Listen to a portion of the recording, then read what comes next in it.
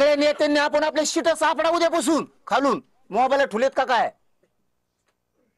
आशानं भाऊ राजकारण होत नसतं. त्या बावनकुळे साहेबाच्या भाच्याचं काहीतरी आहे. आता त्यांना भाचा आहे का नाही मला माहित, असेल तर त्यांनी कामाला लागाव. काही नाही बरं का, ओबीसी नाही, फबीसी नाही, मराठा नाही, फेराठा नाही, काही नाही. फक्त हे कर नाही दाबाक हे दाखवतो. मला वाटतंय ह्या नीचपणावरच राजकारण चाललेलं आहे. बऱ्याचशा नेत्यांपाशी ह्या गोष्टी आहेत.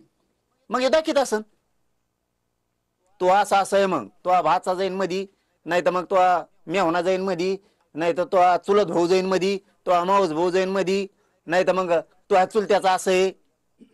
हे खूप गंभीर आहे, हे खूप गंभीर आहे. संपदाताईच्या त्या पीडित संपदाताईच्या मुंडेचं प्रकरण 2-3 दिवस बोलल्यानंतर कुठे गेला? त्याच्यात पण माहिती आहे की हे मॅटर मुकादमाकडे न्यायचं, कारण तो सुद्धा त्याच्या जवळचा आहे जणू तो PI का PAPI. हा, आणि ते दुसरा पण तिकडून जवळचाच आहे त्यांच्या, कुठं नारायणगाव का आरणगाव काहीतरी आहे, तिकडून कुठून तरी. म्हणजे त्यांचा असं म्हणणं आहे जणू बरं का. अरे हे लय जर माहिती आहे बेकार, ही वंजारी सुद्धा चक्रावून पडतील. मी माझ्यासाठी म्हणत बरं का, पुन्हा पुन्हा ते तुमच्यातले ते येते 2-3 उष्टे आणि पुन्हा ते लिहिण हे ते. मला खरं सांगायची माहिती, हे महादेव मुंडे भैया मुंडे यांच्या परिवाराला विचारू आपण साथ द्यायला लागलो कशी देतो सांगायलो मी. असे चर्चा आहे आता बघा, त्याच्यावर खात्री करून चौकशी करून प्रशासनानं की ही काय आत्महत्या आहे, थोडीच हत्या आहे, बोलायचं काम होतं. आपण काय करू आता की हेच मॅटर मुकादमाकडनं, म्हणजे आपले मुकादमा तर सुट्टे निंबाळकरांच्या ताब्यातून, आणि निंबाळकराचं जुटत आहे. मग काय राजकारण करतो तू? म्हणजे हे मॅटर आत्महत्या आहे, ही थोडीच हत्या आहे म्हणून शेवट लागत बसन, सुटणारच तुम्ही काही काही दिसात. तर मग काय होईल? मग काय होईल? आपले 200-300 मुकादमे ते तरी बाहेर काढून घेऊ ना. पहिले मुकादमे कसे होते? कष्ट करून कमवणारे. आताचे मुकादमे याच्या जोपर्यंत गोपीनाथरावजी मुंडे साहेबाकडे हा समाज आणि मुकादमे होते त्यावेळेस ही जात अशी होती, एकदा जर उच्चल घेतली, कारण आम्हाला पण माहिती आहे हो त्यांचं पूर्वीचं वागणं, हे पत्रकार परिषदेत लय गरजेचं आहे. तुम्हाला ऐकायला वाटत असेल वेगळं आहे, कारण आम्हालाही माहिती आहे ही पूर्वी जात कशी होती. एकदा जर उचल घेतली ना, पट्टा पडल्याशिवाय माघारी येत नव्हती. आणि आमच्याकडे त्याला त्यावेळेस कारखान्याचं नाव नव्हते घेत, बेलापूरला चालला असं म्हणायचे, बेलापूरला चालला अशी कणखर जात आणि ते काम करणारे होते. पहिले मुकादम एकाच कारखान्याची उचल घेणार आणि सगळ्याला देणार, पट्टा पडूस तर एकाही मुकादमाला कोयत्याला पळून जाऊन देत नव्हते आणि कोयता जात नव्हता असे होते. आता याच्याकडे वर्ग झाल्यापासून मुकादम तोडणारे सारखेच झाले. ह्या कारखान्याचे 50 लाख घी, त्या कारखान्याचे 50 लाख घी, त्याला सांगायचं माझ्याजवळ 50 ऊस तोडणारे कोयते, याला सांगायचं 50 आहेत, याला 25 द्यायचे आणि त्याला 25 द्यायचे. ह्या कारखान्यावाला जर म्हणला तर 25च का मानले, पळून गेले राव, ते आलेच नाही. आणि इकडल्याला म्हणायचं पळून गेले, आलाच नाही. मग पुढं काय करायचं? तर आता ऊस तोडून घेऊ, शेवटी हिशोब करू, जेव राहीन तो माघारी करू. आणि मग करायचा नाही, मग त्या कारखान्यावाल्याने मालकाने विश्वास ठेवायचा आणि म्हणायचं बरं नंतर तर नंतर द्या, त्या भूमिकेत यायचं. आणि नंतर मागायला गेले की मग यायची टोळी चाल नाही द्यात, बुडीतो. काय समाज केला यार तो, बुडीतो. मग याला लागले ते खोटे पैसे खायची सवय. पहिले कष्टाचे खात होते, त्यावेळेस मिशा पिळीत होती. आम्ही बघितलेला समाज सांगायलोय मी, मिशा पिळून ताईट जागायचे. आता याला चुट्ट खायची सवय लागली.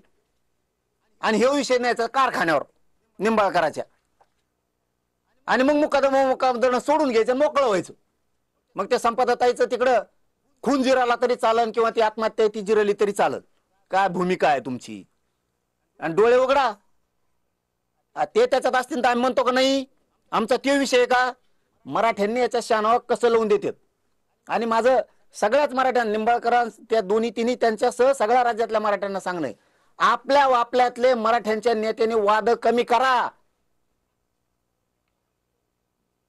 खूप कोण कोणाला संकट करायला लागले सांगताय ना. आपल्या आपल्यातले राजकारणी मराठे नीट राहा. आपल्या आपल्यातले तुम्ही टीका करा, भाषण करा, पण टोकाचे वाद कमी करून टाका.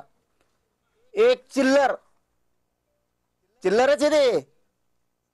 एक चिल्लर माणूस इतक्या मोठ्या नेत्यानं जर बोटावर मिरत असला तर काय, हा मा ध्यानात आलं त्या बोटावर. त्याच्यात म्हणले तुम्ही काहीतरी व्हिडिओ बना, खोटे रेकॉर्डिंग बना, तुम्ही जा लांब लांब कुठंतरी. त्यांचे त्यांचे ते राज्य आता तो सांगन ना, ते आरोपी आहे ना, तो सांगन ना आता काय काय चौकशी बघतो ना मी. आमच्या कोर्टात जनतेच्या सगळं खरं झालेलं आहे. ते म्हणले मी त्याला बरोबर बोटावर नाचतो, बरेच नेते नाचले तशी. मला निवडून यासाठी समजा त्याच्यासाठी मतदानासाठी मी बरोबर बोटावर नाचित त्याला. भाऊ तू हाय त्या करुणाताई मुंडेला म्हणतो तिचा ड्रायव्हर तिचा नवरा आहे, लाज वाटली बाई तुला? ते पोरग त्याला फोनवर म्हणतंय की ते ड्रायव्हर आणि ते जरा पाठलाग राहिले त्या पोरानं ते बी सांगितलं म्हणून त्याला इथं काय काय होतंय ती. त्या पोरानी ती नव्हती आली, ती त्याची बायको ती करुणा मुंडे का काय इथं आली ती बसायची अशी आधीच त्याला माहित झालंय. आणि मग तो म्हणला तो ड्रायव्हर होता असं होता, तो आरोपी म्हणतो त्या धनंजय मुंडेला. तर तो म्हणतो नाही रे, तो ड्रायव्हर नाही तिचा नवरा आहे. ह्यो म्हणतोय आपण बरोबर लावलेले.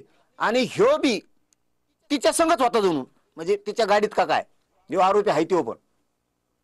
मग म्हणून मी मराठा समाजात करणारापेक्षा करून घेणाराला महत्वाचं आहे. आपली टीम कच्ची नाहीये चौकशी करायला.